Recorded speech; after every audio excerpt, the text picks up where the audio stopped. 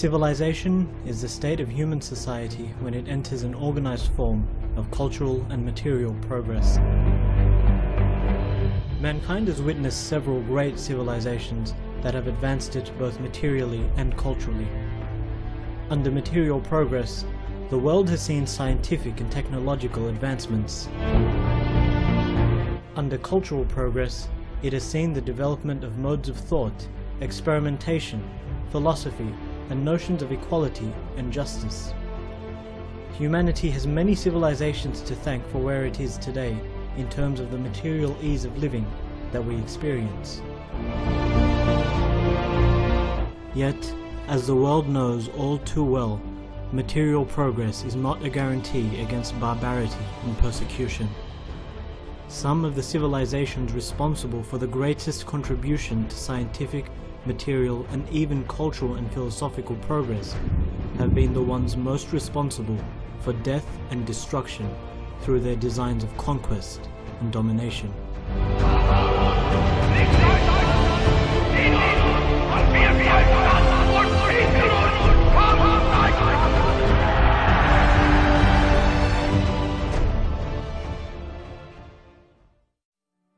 "5,000 years ago, humanity progressed from nomadic and primitive social structures to an increasingly more sophisticated form.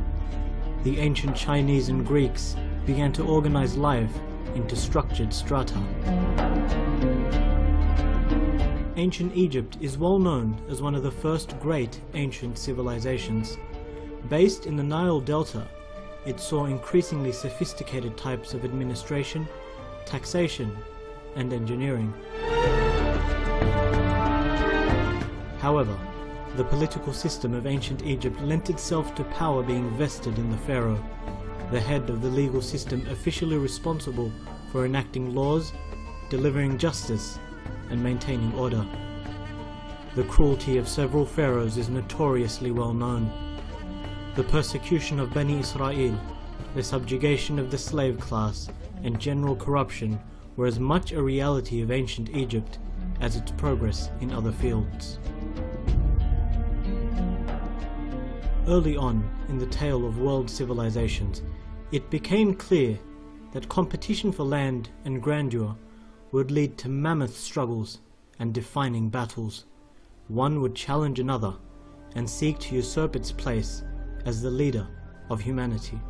Thus it was that another great empire, the Persian Empire, rose to challenge Egypt. Founded by Cyrus the Great in the year 559 BC, it conquered Egypt in the year 525 BC. It attempted to then dominate the Greeks, who defended successfully against it in 490 and 480 BC.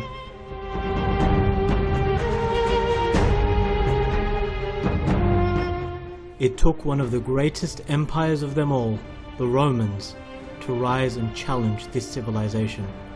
Rome became a beacon of learning and progress on one hand, while waging gigantic wars to expand its dominion on the other.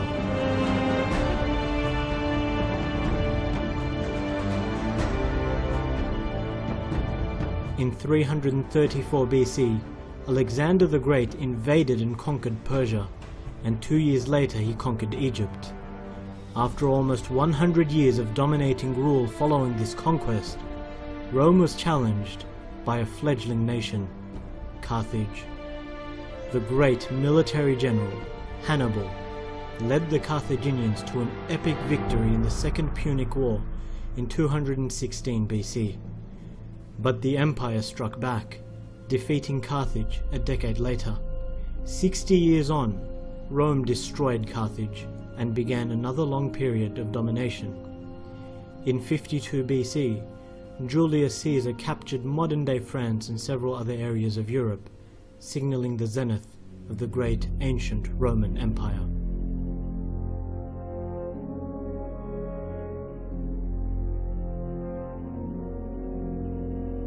It was during this zenith that the Prophet Isa alayhi salam was sent as a guide to humanity. Christians believed that he was the Son of God. Muslims believe that a man was crucified in his place and he was lifted to Allah subhanahu wa ta'ala to return one day as the Messiah that will lead the Muslims to victory. In the year 313 CE, the Roman Emperor Constantine converted to Christianity and thus gave a new shape to this empire. He established the great city of Constantinople, which became the seat of the Eastern Roman Empire, also known as the Byzantine Empire, for over 1,000 years.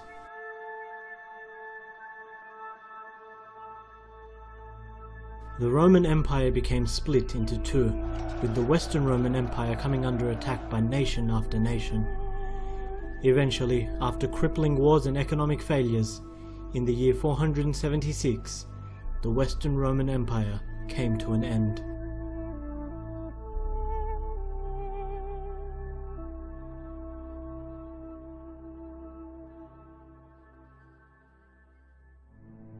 As the Romans, Persians and Egyptians had fought for domination for hundreds of years, in the east the ancient Chinese empires under the Han dynasty and Hinduism under Ashoka had flourished and led to their own advancements.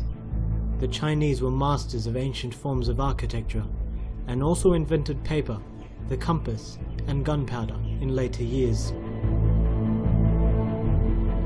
By the year 500, the Byzantine Empire was a major power in Eastern Europe and modern-day Turkey. It vied for supremacy with a resurgent Persian Empire that refused to be defeated despite a millennium's worth of wars. It was at this time that there emerged a new way of life.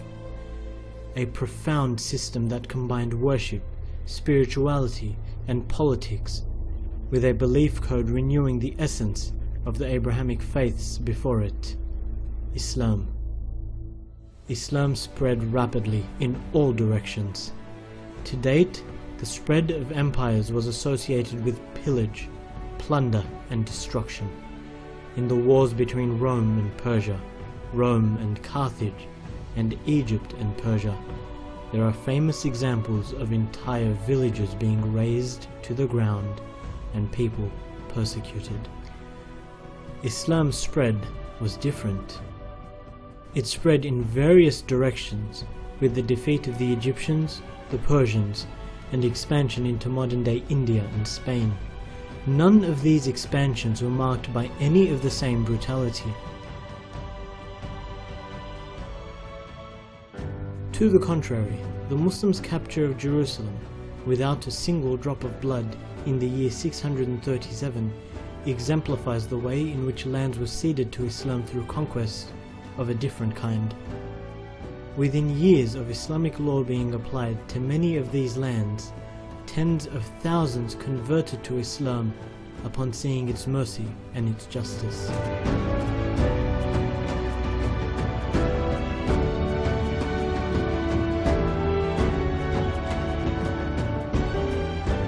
Europe, meanwhile, experienced the rise of the Franks and the emergence of a new Western Roman Empire. Originally a nomadic people from modern-day Germany, the Franks would eventually be led by the great Emperor Charlemagne.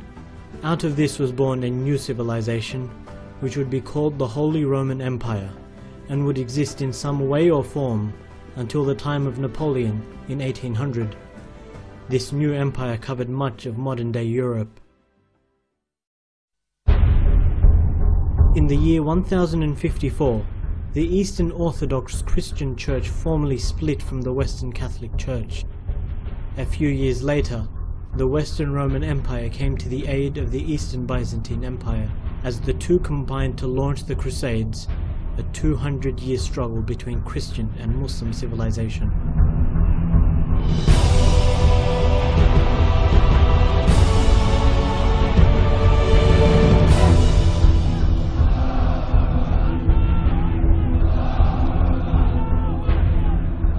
The Muslims emerged victorious, but simultaneously had to confront an empire of a different kind, the rampaging Mongols. Their early war policy of mass killing, rape and barbarism led to devastation for many cities, but eventually 3 out of the 4 Mongol principalities, or khanates, embraced Islam. The Mongols left their legacy on world trade and enterprise through the Silk Route, and also established an elaborate postal system. They faced the valiant defense put up by the Muslims, urged by great scholars such as Imam Ibn Abd al-Salam and Sheikh Ibn Taymiyyah, may Allah have mercy upon them both.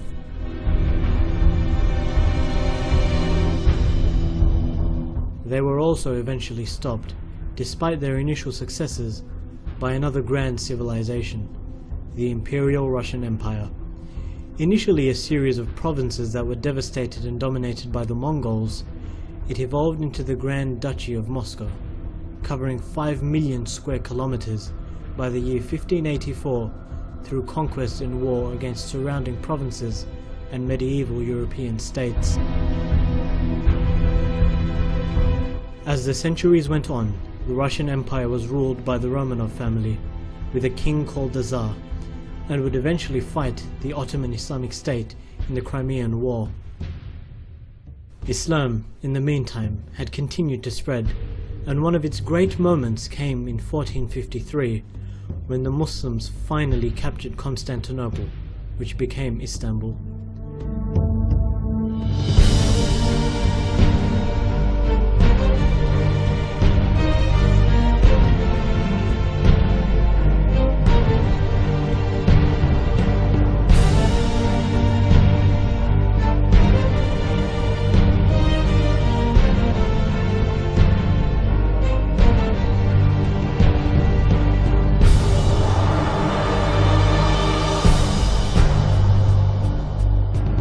The Ottoman state would be responsible for the promotion of many sciences and encouraged religious tolerance. The conqueror Sultan Muhammad al-Fatih resettled Muslims, Jews and Christians from other regions of Anatolia to create a diverse society governed by Islam. As the years progressed, however, the Muslims declined.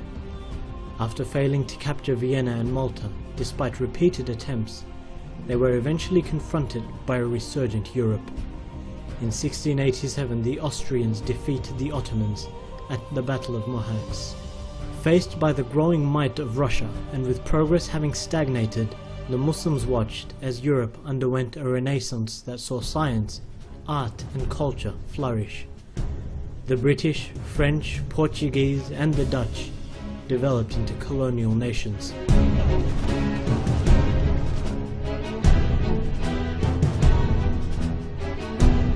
The intellectual enlightenment gave rise to the initial phases of what was to become the capitalist civilization. In 1642, the king and parliament went to war in Britain, and eventually politicians wrestled power away from the king, who was thought to be God's representative on earth. As Britain evolved into an increasingly powerful nation with worldwide colonies, the same enlightenment created revolutions in France in 1789, which saw the rise of Napoleon and a conquest of Europe that few believed was possible, resulting in the defeat of Prussia, Austria and Germany.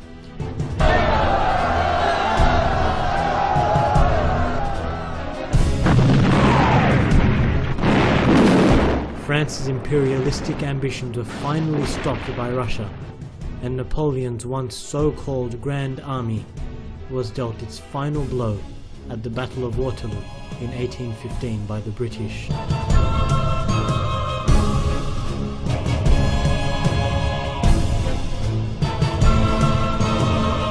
In due course, these underlying tensions led to World War I. Britain, France and Russia allied against Germany, the Ottoman Empire and several other countries. Germany suffered defeat, and the blow dealt to the Islamic State was to be fatal.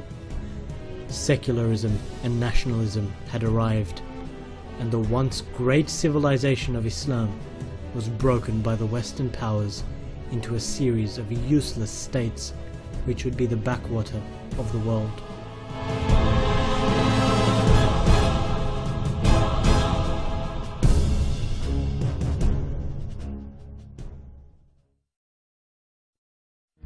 The Russian Revolution of 1917 ushered in communism. This was to eventually give rise to arguably the greatest era of Russian dominance in the form of the Soviet Union after World War II. Following World War I and the Treaty of Versailles, a vengeful Germany rearmed and re-emerged for the most disastrous war mankind had ever seen, World War II. Under the rule of the Nazi regime, Germans envisaged a 1,000-year Reich, the resumption of a grand civilization that would rule the world. This extremely nationalist, race-centered ideology led to murder and oppression of countless people.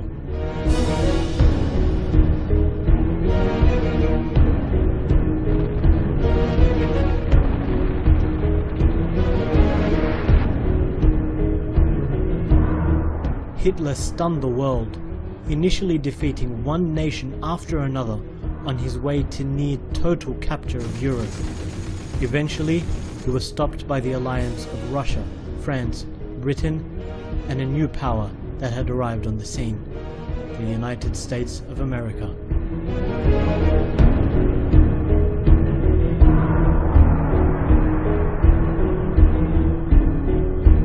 World War II showed humanity why technological progress is not the measure of a civilization's success. In a war driven by new technology and bombs, the masses were put to slaughter in the most disastrous battles in human history. The Battle of Berlin, the Battle of Stalingrad, the Siege of Leningrad, the Siege of Budapest.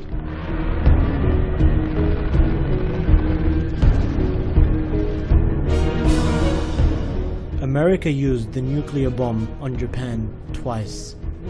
By this action, where one titanic war had finished, another started.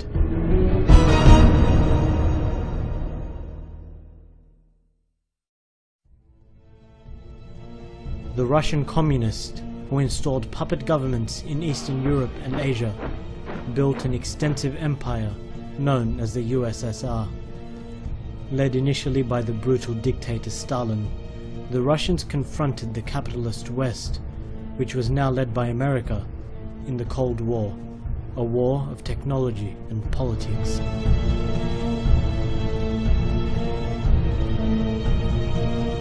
For decades, people lived under fear of a nuclear Armageddon, fearing a war which would have wiped out humanity itself. However, this war was not to come. Instead, the repression and corruption of the communist system led to a popular revolt that saw the downfall of this ideology. Beginning in Poland in 1989, popular revolutions swept through the communist nations, spreading to Hungary, East Germany, Bulgaria, Czechoslovakia, and Romania. Country after country declared its independence from the USSR and disavowed the communist doctrine. Communism was finished. The capitalist creed was adopted by one nation after another, and Europe was at last unified. Some commentators asserted that the spread of liberalism was the culmination and peak of humanity's social and cultural evolution. Capitalism today stands as the dominant civilization, having found favor as the dominant economic theory. Within it, there are states with prominent national interests, such as America, China, Britain, Russia, India, and France. As history has shown, however, economic and military interests are never enough to sustain a civilization. The critical factor has always been the central idea that underpins a civilization. There is no civilization that rose after it had been comprehensively defeated militarily and economically.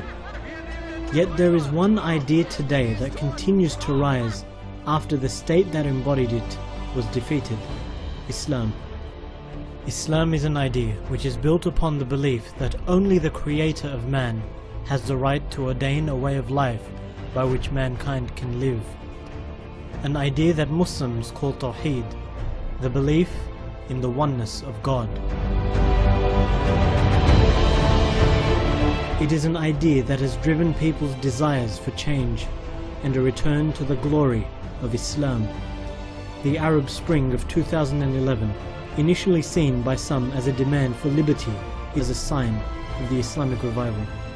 World history has been a tale of civilization after civilization.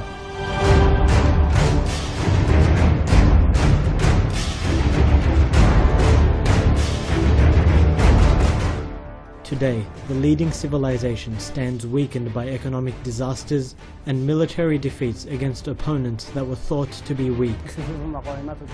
But those who believe in the promise of Allah are not weak.